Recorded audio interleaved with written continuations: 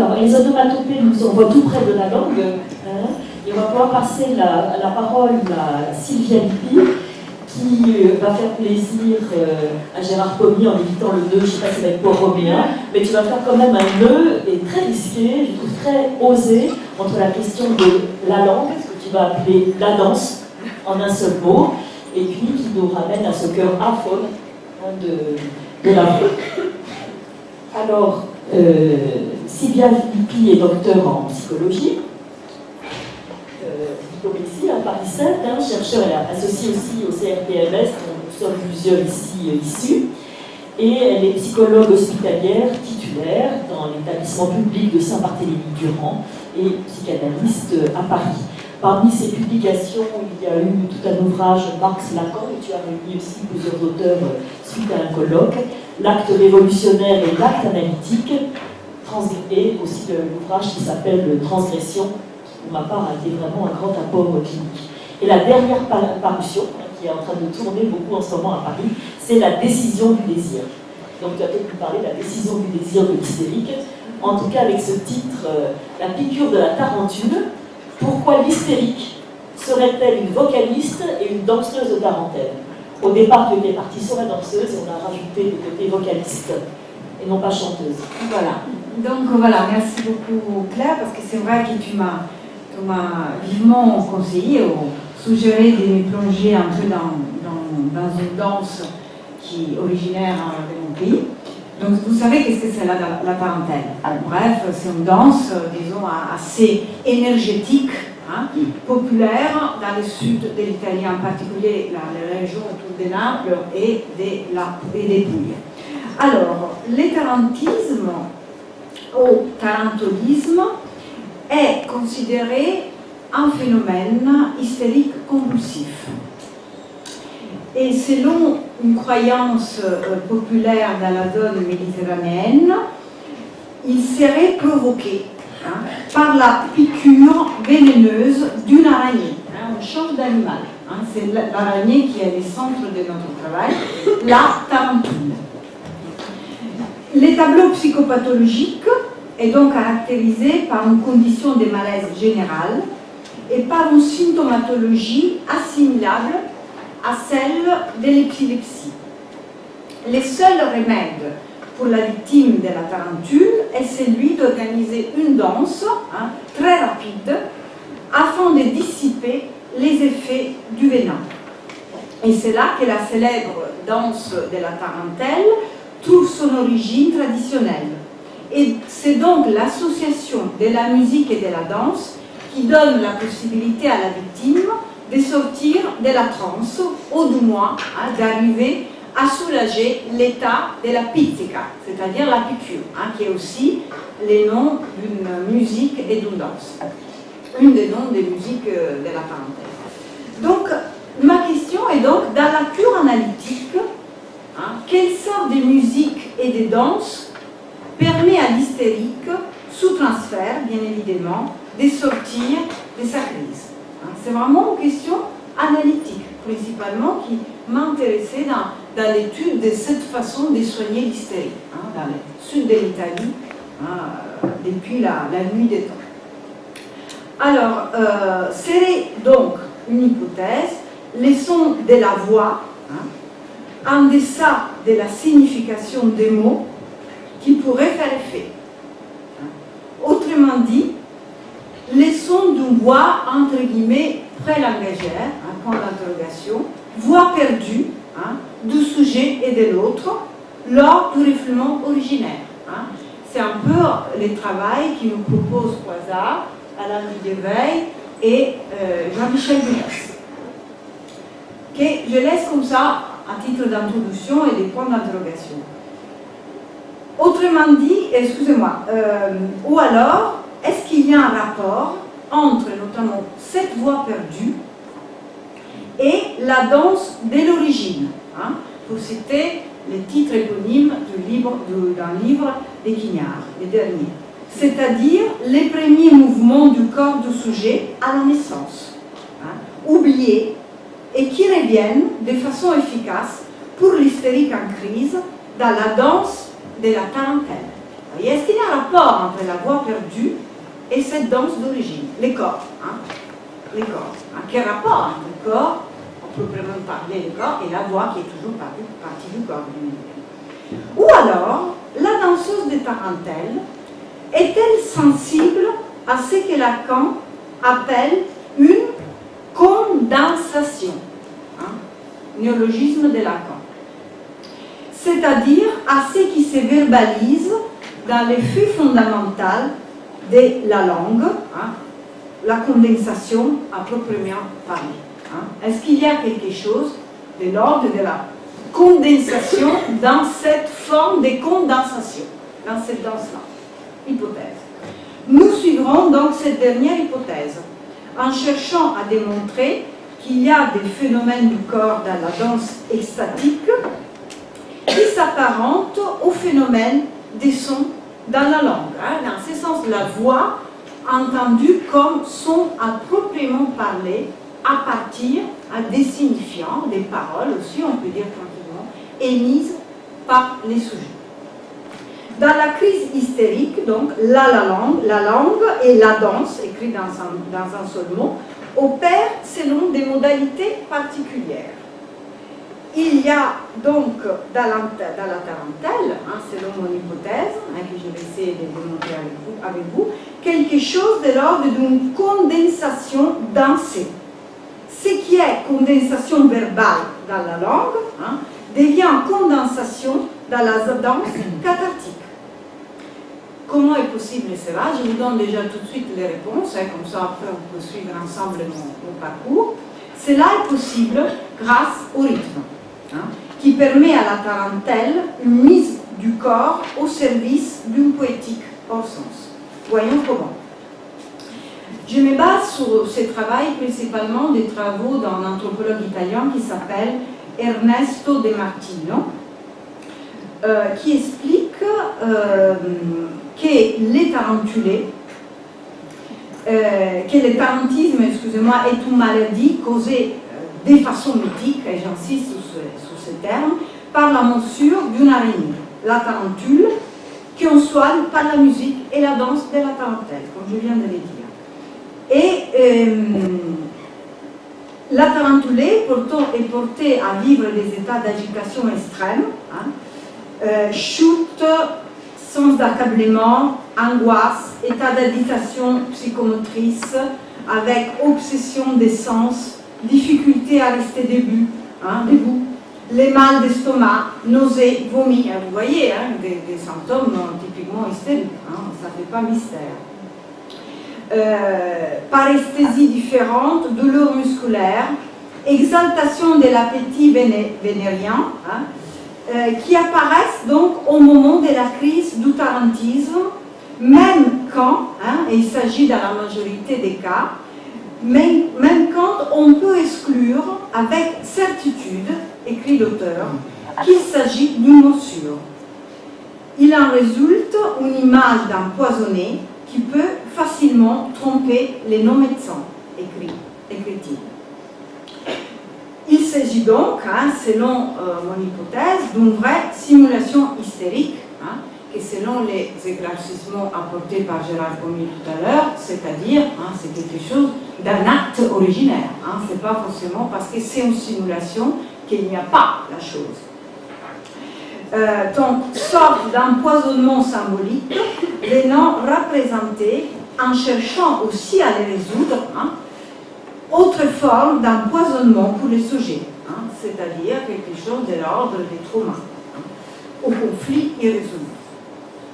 Donc, la piqûre de la tarentule, simulée au vrai, était censée provoquer une profonde léthargie, parfois accompagnée d'un chute catatonique et aussi d'hallucinations et délire, rapporte l'auteur. Donc c'était simplement une sorte d'agitation dansée qui permettait de les soigner. Danse effrénée, écrite dans une mesure de 6 octaves, on dit, 6 octaves, danse qui pouvait se prolonger pendant des heures, parfois pendant des jours, Et c'est là que les tarentulés se laissaient aller à des mouvements endiablés. Au début, par terre, en répétant aussi, en simulant les mouvements de l'araignée, etc. Donc, petit détail qui nous apporte l'auteur, l'impulsion de la tarentelle n'était pas toujours opérante. Dans certains cas, les tarentulés n'arrivaient pas à rentrer dans les rythmes et les mouvements de la tarentelle cathartique. Selon les exemples qui sont rapportés par Ernesto De Martino, il s'agissait probablement de sujets psychotiques, parce que c'était des sujets qui après étaient tous hospitalisés dans les hôpitaux psychiatriques, dans les manicomios du sud de l'Italie, dans les asiles du sud de l'Italie. Alors que, comme je vous disais tout à l'heure, dans les sujets que nous pouvons considérer à partir des descriptions de De Martino, comme des sujets hystériques, la pratique de la tarentelle, toujours exécutée, précisons-les, devant un public ayant la fonction du grand autre, comme aussi l'analyste, surtout de la cure de l'hystérie, on pourrait dire, avait montré ses fonctions curatives. Les symptômes disparaissaient après cette danse, même si souvent leur guérison n'était que de courte durée, provisoire, parce qu'à la même période, l'année d'après, les symptômes s'est représentés. Donc, il y avait donc un rapport aussi, on peut considérer un rapport entre la tarentelle et la transe, qui semble indiquer son lien avec la danse des bacchanales. Mais Nietzsche, par exemple, il dit que c'est une considération abusive, parce que la tarentelle exprimait l'esprit chrétien des remords. Donc, il ne serait pas effectivement quelque chose de l'ordre de cette danse endiablée. Ça serait plutôt quelque chose réglé à partir de la religion catholique. Thèse que Ernesto De Martino conteste. Parce qu'il fait une analyse du terme de remords assez particulière. Ce terme, il l'analyse dans un sens bien précis. Alors, par remords, vous voyez aussi des rapports inconscients à ce qui serait une voix, qui sort, une sorte de surmoi. Mais voilà, par remords, on entend notamment rémémoration pénible de quelque chose que nous avons accompli, mauvais choix par exemple, qui va avec l'exigence d'un choix réparateur, qui rachète la dette contractée envers nous-mêmes et les autres. Mais dans la crise du tarantisme, il s'agit plutôt, écrit-il, d'un conflit résolu, d'une sorte de refoulé, et sans rapport avec les choix, un hypothétique choix du sujet. Donc, c'est-à-dire, c'est vraiment quelque chose qui sort de cette perspective. Les remords n'est pas les souvenirs d'un mauvais passé, mais quelque chose qui est dans l'impossibilité, mais le sujet est dans l'impossibilité notamment de s'en souvenir. Et en même temps dans la servitude de devoir les subir masqués dans la crise. C'est donc ce caractère d'extranéité, qui est la crise du tarantisme, se configure comme première morsure de ce qui en réalité est un remords. Les termes en italien, ça va vous aider. Rimorso, c'est-à-dire mordu à nouveau, mordu une deuxième fois. C'est-à-dire, en jouant sur l'assonance remords, mordu à nouveau, quelque chose d'un épisode critique du passé et, encore une fois, un rapport avec les désirs inconscients du sujet qui s'est présent. Donc, je fais l'hypothèse qu'il s'agit plutôt que de les lire comme quelque chose d'originaire qui serait là pour revenir, j'ai plutôt la tendance à les lire comme quelque chose de l'ordre de l'Einstellung, que vous trouvez dans les chapitres 7 de Freud, de l'interprétation des rêves, quelque chose de l'ordre d'une déformation. Terme qui est absolument, je pense, capital pour nous, psychanalystes, parce que notamment, ça nous évite de rentrer dans une sorte de métaphysique de la présence, comme s'il y avait toujours quelque chose avant qui va revenir et qui nous oblige à penser en quelque sorte une origine sous laquelle parfois nous ne pouvons qu'apporter des éclaircissements un peu mythiques. Hein. Donc avec ces termes, tout se passe là. Hein. Donc c'est la première danse. La danse du remords, c'est en même temps la première danse. Tout se passe là. Hein. Et donc, c'est de cette façon donc, que les désirs s'expriment hein, pour la première fois pour ces sujets et peut être entendu. Remords en tant que répétition qui en même temps est une première fois. Hein, selon cette hypothèse. Et analysé de cette façon, hein, il nous paraît clair que les remords, il rimorso, autrement dit la première, deuxième morsure de la tarentule, ou encore la danse de la tarentelle, est une métaphore. Pour Lacan, la métaphore correspond à la condensation de Freud, hein, littéralement compression, analysable dans les rêves, où la multiplicité des pensées latentes subit un effet de réduction. Ça veut dire que des éléments de représentation sont retenus par rapport à d'autres qui sont négligés par les sujets, omis, Auslassung, écrit Freud. Dans les rites de la tarentelle, hein, donc qui devient une sorte de correspondance du rêve, hein, du désir du sujet qui se présente dans les rêves, il y a des exemples, on retient par exemple les couleurs de l'insecte, hein, ou alors des mouvements de l'insecte, hein, de l'araignée, hein, qui sont imités dans la danse. Les symptômes hystériques est une métaphore, hein, c'est-à-dire une substitution signifiante. Or, ce signifiant substitué est celui du trauma, les S1, les signifiants maîtres, qui doit être repéré comme isolat du trauma.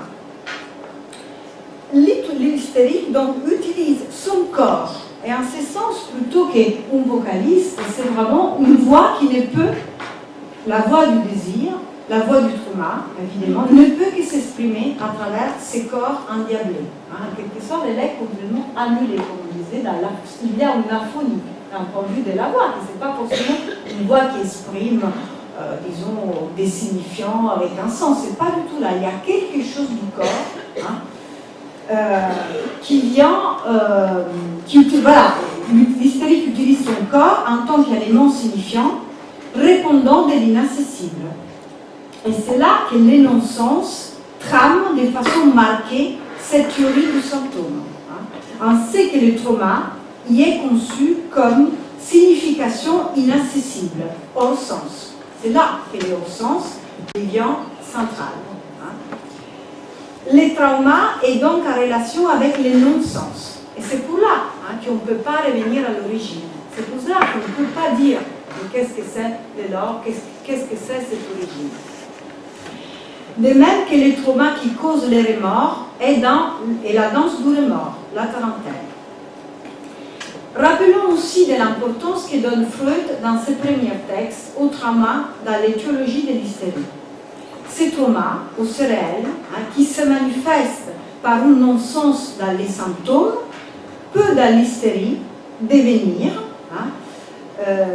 un hors-sens. Hein, quelque chose hein, que Michel Poëzat analyse, hein, en parlant notamment dans son texte de la voix du diable. Lui l'analyse à partir de la voix, mais nous pouvons les considérer aussi à partir hein, de ces mouvements du corps de l'hystérique endiablé. Quelque chose qui est de l'ordre d'une jouissance féminine que Lacan appelle l'autre jouissance. Alors, sans vouloir entrer dans une métaphysique, encore une fois, de cette autre jouissance dont nous ne savons pas trop de quoi il s'agit, je dirais simplement qu'on peut les considérer comme une forme de jouissance qui a, en quelque sorte, elle n'a pas besoin d'un coq. Une jouissance hein, qui peut se constituer à partir des... quand je dis pas d'accord, ça ne veut pas dire qu'elle n'a pas besoin de l'autre sexe, c'est pas du tout ça. C'est une façon d'entendre l'autre sexe d'une certaine façon. Encore, en quelque sorte, c'est un grand autre. Hein. Donc il y a une jouissance qui peut, en quelque sorte, s'effacer un peu de ces grands autres-là, en consistance de l'autre, en complétude de l'autre. C'est plutôt quelque chose de là qui passe en même temps dans la crise hystérique. Hein, que l'autre jouissance, encore une fois, ce n'est pas les paradis, hein, c'est quelque chose de l'ordre du réel à laquelle certains sujets peuvent être confrontés. Donc, autre jouissance qui s'ouvre dans la danse, hein, l'hystérique tarentulée se soigne finalement toute seule, je dirais entre guillemets.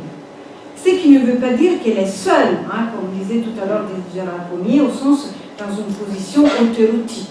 Non, mais elle est seule parce qu'elle ne s'appuie pas sur les grands autres, sur quelque chose de cet ordre-là, hein, je dirais. Comme l'hystérique en séance, qui demande à l'analyste de se taire et de la laisser parler. Les grands autres, les publics, pour la tarentulée, je parle au féminin parce que la plupart hein, des tarentulés étaient quand même des sexes féminines. Les publics, pour elle, et l'analyste pour l'hystérique en séance, disparaissent au fur et à mesure pour laisser place à quoi? Au rythme. Hein, à quelque chose hein, d'une sorte de rythme hein, qui commence d'abord avec présence-absence de l'autre, du grand autre, hein, et aussi pour ce qui concerne hein, d'un point de vue des mouvements hein, et d'un point de vue de la parole en analyse. Rythme qui est le vrai partenaire du danseur de tarentelle comme du sujet en analyse. Les rythmes, dit le batteur Aldo Romano, concernent les placements du son. Et c'est les placements qui créent en musique l'effet esthétique. En ce sens, il concerne la poésie et donc les hors-sens, comme j'ai essayé de le montrer tout à l'heure. Comme dans la tarentelle, la parole du sujet en analyse, grâce au rythme, sort du discours pour entrer en rapport avec les corps et réécrire autrement les réels inassimilables et insupportables pour les sujets. Je vous remercie et je vous demande d'écouter un petit extrait de Tarentelle pour vous, voilà, en essayant de nous concentrer sur ce qui peut être les rythmes.